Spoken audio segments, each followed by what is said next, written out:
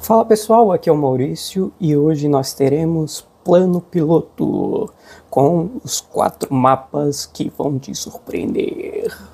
Vamos ver se realmente vai nos surpreender. Então, se você chegou agora no canal, não esquece de se inscrever no canal, deixar o seu like e bora pro vídeo. Sempre lembrando que o vídeo vai estar na descrição e o canal também, que a gente está reagindo, tá? Então, bora pro vídeo.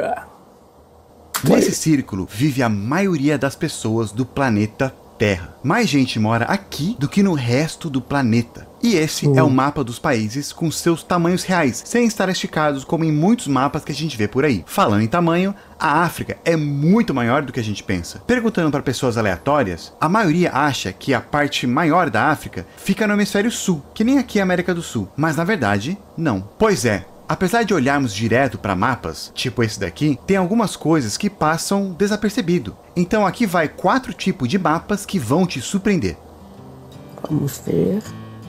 Já me surpreendeu, não? Alô, YouTube! Primeiro, o tamanho. Pois é, como a gente viu aqui, os países nesse mapa, eles não estão do tamanho certo. Ao contrário do que muita gente pensa, não foi para deixar os países do norte maiores, para satisfazer o ego de alguém. Isso acontece tanto no hemisfério norte quanto no sul. O negócio é que é impossível colocar um desenho de um globo em um papel chato, sem distorcer ou cortar alguns lados, e fazer os países se encaixarem. Então, na época das navegações, eles criaram essa projeção chamada Mercator, que apesar de distorcer as pontas, ela mantinha muitas das precisões que eles precisavam para navegar. E aí foi tanto usado que a gente acabou se acostumando e usa até hoje. A África é um exemplo de algo que é muito maior do que a gente imagina, como eu falei lá no começo. Dentro desse continente cabe os Estados Unidos, a China, a Índia, o Japão, Reino Unido, Itália, Portugal, a Espanha, França, Alemanha, Suíça e a Europa Ocidental. Tem muitos lugares que parecem ser grandes, mas na verdade não são tantos. Dá uma olhada nesse outro site aqui depois, que você pode arrastar e comparar o tamanho dos países, se eles estivessem em outro lugar do mapa. Dá pra ver que o Brasil ficaria muito enorme se estivesse tanto no norte quanto mais para o sul. Os países no hemisfério sul não estão tão esticados quanto no hemisfério norte, porque a gente não tá tanto no sul quanto o norte está no norte. Olha só, colocando as linhas aqui dá para entender melhor. No meio o Equador, aí aqui em cima e embaixo são as latitudes 30 norte e 30 sul, e depois 60 norte e 60 sul. O mapa ele começa a ficar mais distorcido entre as latitudes 30 e 60, tanto no norte quanto no sul. Do 60 lá para o final, que é o 90, fica ainda mais esticado. Porém, como tem muito mais terras no hemisfério norte do que tem no sul, parece que só o norte que está esticado. Mas não é. Os dois estão, só que não tem muita terra no sul para a gente comparar, especialmente entre 60 e 90, tem nada, a não ser a Antártica. Só para você ter uma noção, a ponta mais ao norte da Groenlândia fica aqui na latitude 83 norte. Se a gente inverter isso, colocando a Groenlândia para o sul, com a ponta mais extrema sul sendo 83 sul, essa ponta ficaria aqui, bem no meio da Antártica. O mar Mediterrâneo também é bem grande, mas esse mapa ele mostra que ele todo cabe dentro da Austrália. Parece mentira, mas aquele site lá confirma isso. Ou seja, a Austrália é muito grande. O Brasil também é enorme. Esse outro mapa aqui, ele compara o tamanho dos estados com países pelo mundo. Por exemplo, Mongólia tem mais ou menos o tamanho do Amazonas. Angola tem o tamanho do Pará, o Reino Unido de São Paulo, a França é Bahia e por aí vai. Cada estado aqui poderia ser seu próprio país. Mesmo, mas também tem países bem pequenos, que nem aparecem nesses mapas que a gente vê de longe. As micronações. Muitos pensam que Luxemburgo é um deles, mas se você for olhar, dentro de Luxemburgo cabe todas as outras micronações do mundo, pelo menos as que são reconhecidas internacionalmente. Outro que a gente pensa ser pequeno é o Chile. Sim, ele é bem fino, mas ele é muito comprido. Muito mesmo. Ele iria aqui da Grécia até a Noruega, de Portugal até a ponta dos países nórdicos, ou de Portugal para a Rússia. O Japão também é bem comprido. Essas ilhas principais, elas iriam do Rio Grande do Sul até Minas Gerais. Mas nada é tão grande quanto o Oceano Pacífico. Esse mapa, ele mudou muito a maneira que eu vejo esse lugar. O oceano, ele é maior do que todos os outros países do mundo juntos. Ou seja, ele é maior que toda a Terra seca, todos os continentes, até mesmo a Antártida. Todos eles cabem dentro do Oceano Pacífico. Não é só isso não, da Indonésia até a Colômbia tem quase 20 mil quilômetros. Isso é o diâmetro de 5 luas. Número 2, geografia. Esse mapa aqui, ele mostra todos os países que têm acesso ao mar, enquanto esse outro mostra aqueles que não têm acesso. Interessantemente, tem 2 países que são 2 vezes isolados do mar, ou seja, eles estão cercados por países que estão cercados por outros países e não têm acesso ao mar. Eles são o Uzbequistão e Liechtenstein.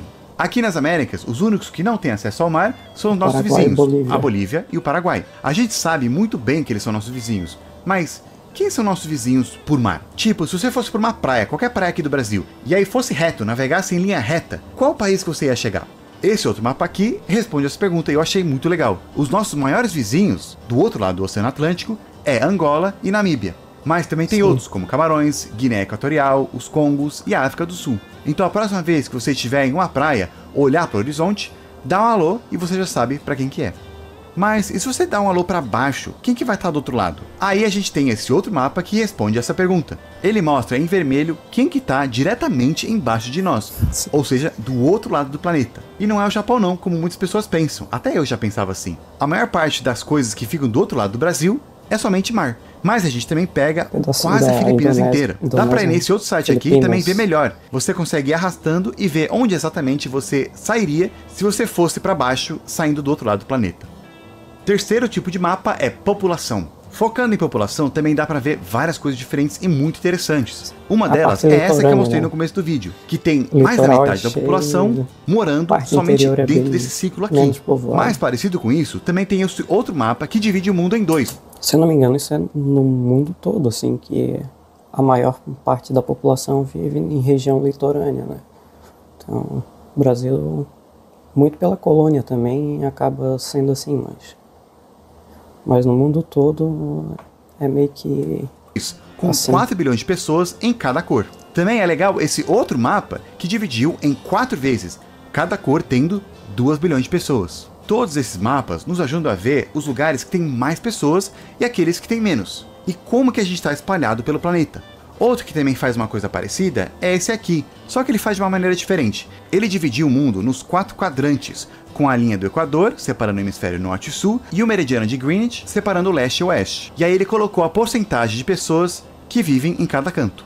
Olhando para isso me faz pensar muito. A gente tem essa tendência, né, de ser egocêntrico e achar que o mundo gira em torno de nós, ou que a gente é o centro do universo, ou né, que a nossa vida, tudo que acontece é a coisa mais importante do mundo. Mas se você for olhar para o planeta... Para nós sim, né? Para si mesmo, no caso. Todo, a gente vê que a maioria das pessoas que também tem esse mesmo sentimento existem no outro lado do planeta. Ou seja, tecnicamente o centro do mundo é lá do outro lado. De acordo com esse mapa daqui, a gente é tipo o Acre do planeta Terra. Por isso que um dos exercícios que eu gosto muito de fazer é pensar, e se tivesse apenas 100 pessoas? E aí distribuir essas 100 pessoas de acordo com as porcentagens que a gente tem hoje. Tipo, no Brasil, 51% das pessoas são mulheres e 49% são homens. E aí, aplicando nesse nosso exemplo de somente 100 pessoas, isso faria com que 51 dessas 100 fossem mulheres e 49 fossem homens. Eu, na verdade, dediquei um vídeo inteiro sobre isso. Dá uma olhada clicando nesse cartão aqui. É bem interessante. E aproveita e já chega se você é inscrito e curte esse vídeo. Às vezes, a gente esquece de se inscrever. E também eu já vi casos do YouTube tirar a inscrição por algum motivo. Esse outro mapa aqui, ele faz algo parecido com aquele vídeo que eu fiz, só que ele foca na Ásia. Se tivesse apenas 100 pessoas na Ásia, e elas estivessem distribuídas de acordo com a população que a gente tem hoje, 30 delas morariam na China e 30 na Índia, ou seja, a maioria em somente 2 países. Aí o resto é espalhado nos outros. Na Rússia, todo esse tamanhozão teria somente uma pessoa, e esses de preto, todos juntos, teriam 2 pessoas. Também tem vários mapas que comparam a população de um lugar com outro, como esse daqui, que coloca países europeus nas Américas de acordo com a sua população. Ou seja, aqui, por exemplo, a população da Polônia hoje é igual à população que vive em todo esse espaço aqui do Canadá. Eles isolaram o litoral do Brasil por algum motivo, mas tem algumas partes que não. A Noruega, por exemplo, tem a população do Amazonas, Roraima e Acre. Portugal tem a população do Pará inteiro, com Tocantins e o Amapá. Pois é, tem lugares que são bem grandes, mas eles são muito vazios, como o Pará e o Amazonas. Mas eles não se comparam com a Austrália. A gente viu antes, né, como que ela é enorme. Eles são, na verdade, o único país que é dono de um continente inteiro. Mas esse outro mapa daqui, ele mostra que mais da metade da... mais da metade do mapa da região do país é desértica também, né? Então isso dificulta bastante as pessoas irem para essa região. A população da Austrália vive nesses pedacinhos de vermelho. Outra maneira de enxergar isso é vendo uma foto do satélite à noite. Olha só comparado com a China, que tem até luz no meio do mar por algum motivo. O Canadá é outro exemplo de um país bem grande, né, o segundo maior país do mundo, que é praticamente vazio. Aliás, você sabia que a maioria da população desse país vive debaixo dessa linha aqui? Ou seja, a maioria dos canadenses, que na nossa cabeça deveriam morar mais ao norte dos Estados Unidos, eles estão mais ao sul do que os norte-americanos que vivem por aqui. Falando sobre locais de população, esse outro mapa aqui do Japão eu achei também bem legal. Ele mostra qual que é a segunda maior nacionalidade de cada região do Japão. Surpreendentemente, brasileiros aparecem aqui, em várias regiões. O resto são a maior parte chineses e sul-coreanos. É uma mistura de tudo, então com certeza vai estar em qualquer lugar também. Mas não tem bastante brasileiros só no Japão não. Esse outro mapa aqui mostra a mesma coisa, só que na Europa. E a gente pode ver que, obviamente, tem muito brasileiro em Portugal. E interessantemente, portugueses são a segunda maior nacionalidade de Andorra, por algum motivo. E número 4, mapas históricos. É claro que não podia faltar esse tipo de mapa que é o meu favorito. Antes, eu tinha pensado em mostrar aqui pra vocês mapas históricos mesmo, feitos antigamente, e ver como que eles são diferentes de hoje em dia. Principalmente aqueles que são muito diferentes. Mas tem tantos que são tão interessantes que eles merecem seu próprio vídeo. Então comenta aqui, curte esse vídeo aqui para eu saber que vocês gostam mesmo desse assunto e querem esse outro vídeo. Mas eu também acho legal colocar mapas antigos hoje em dia, para a gente comparar e ver quais países hoje em dia fariam parte desse país antigo. Por exemplo, um é o Império Romano. Se ele voltasse hoje em dia, ele pegaria Portugal, Espanha, França, Itália, obviamente, e vários outros no Oriente Médio e também pedacinhos do norte da África. Outro império maior...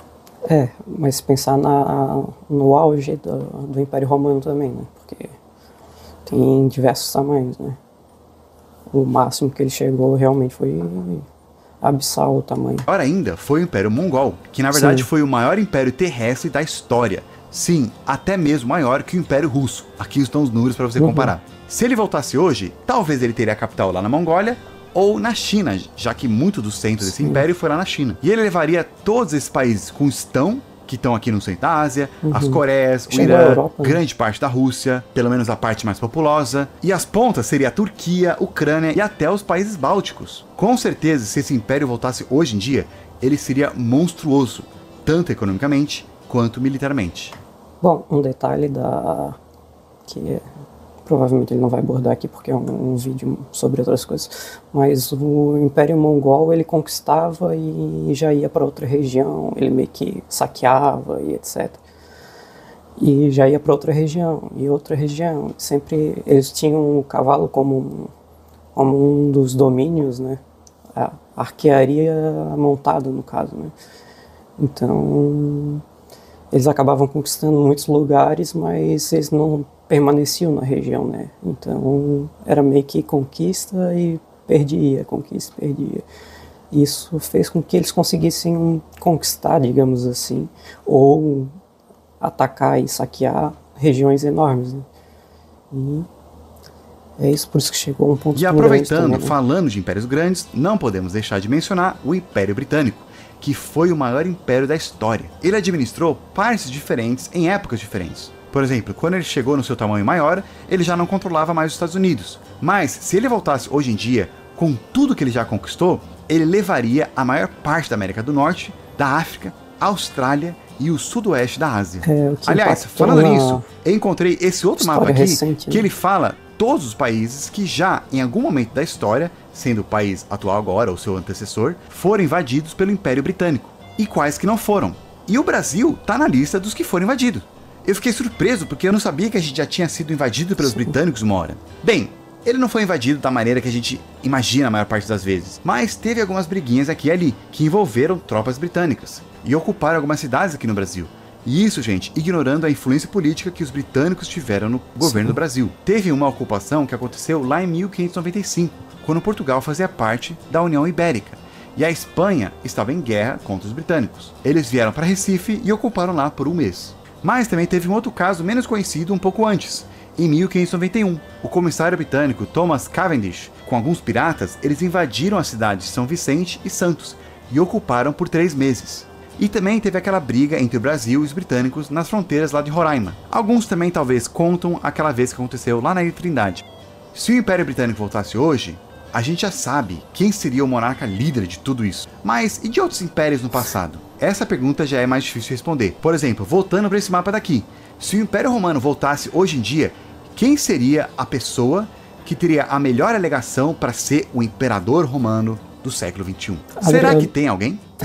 Tem pelo menos 4 opções mais possíveis, que eu falei com mais detalhes nesse vídeo que você pode ver clicando aqui. Pode clicar já e ir para lá. Mas se você já viu esse, veja esse outro que o YouTube está recomendando para você bem aqui.